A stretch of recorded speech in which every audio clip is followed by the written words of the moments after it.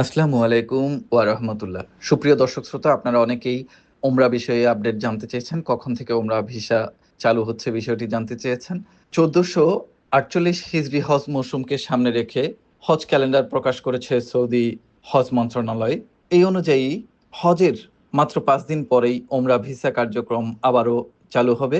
৩১ মে থেকে এ বিষয়ে যাবতীয় প্রক্রিয়া শুরু করা যাবে এবং প্রথম ভিসা ইস্যু হবে ১ জুন এবং ২ জুন থেকে সৌদি আরবে প্রবেশ করা যাবে।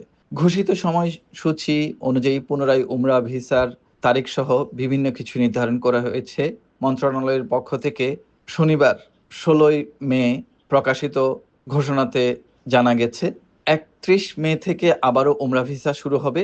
এর পরদিন অর্থাৎ ১ জুন থেকে অ্যাপের মাধ্যমে বিভিন্ন যে সৌদি ভিসা এটি ইস্যু করা হবে এবং কেউ চাইলে জুনের ২ তারিখ থেকে সৌদি আরব প্রবেশ করতে পারবেন।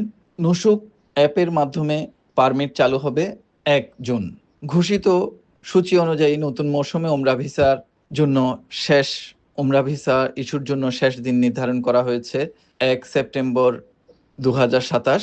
এছাড়া ২৩ সেপ্টেম্বর ২০২৭ তারিখের মধ্যে ওমরা যাত্রীদেরকে অবশ্যই সৌদি আরব থেকে এছাড়া ২৩ সেপ্টেম্বর ২০২৭ সর্বশেষ সৌদি আরবে ভিসা নিয়ে প্রবেশ করার সুযোগ থাকবে।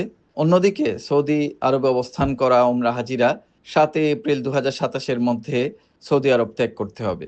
এর আগে এজেন্টদের মাধ্যমে গত ১১ই মে থেকে চুক্তি সম্পাদন প্রক্রিয়া শুরু হয়। ১২ই মে থেকে বিভিন্ন সুযোগ সুবিধাগুলো নিয়ে চুক্তি সম্পাদিত হয়।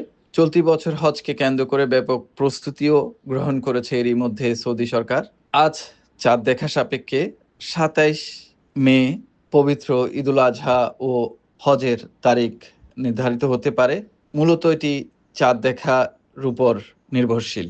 সবাই ভালো থাকবেন, সুস্থ থাকবেন, সুন্দর থাকবেন। সবার জন্য শুভকামনা।